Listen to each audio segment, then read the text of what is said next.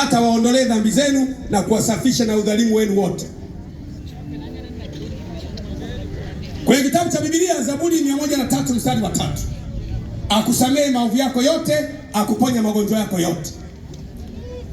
Zaburi 103 mstari wa 12, kama mashariki ilivyo mbali na magharibi, ndivyo alivyozitenga dhambi zetu mbali nasi. Isaya 1 mstari wa 18, njooni tusemedhane, asema Bwana, dhambi zenu zijapokuwa nyekundu kama bendera, zitakuwa nyeupe kama theluji.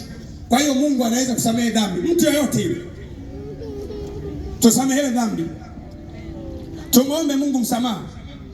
Wanadamu tumejaa mapungufu. Hebu tuinue mikono juu kwa pamoja, tumuombe Mungu msamaha, naye atatusamehe. Inua mikono miwili juu, mikono miwili juu. Sema, Baba wa mbinguni. Sema kwa sauti, Baba wa mbinguni, nimeisikia sauti yako. Nimetambua ya kuwa mimi ni mwenye dhambi. Nimetambua pia siwezi kujiokoa mwenyewe. Ninakuomba Baba, unisamehe dhambi zangu zote.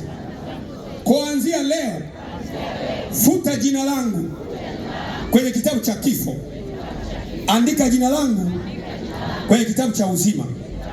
Bwana Yesu, ninakukaribisha ndani ya moyo wangu, uwe Bwana na Mwokozi wa maisha yangu. Asante kwa kunisamehe.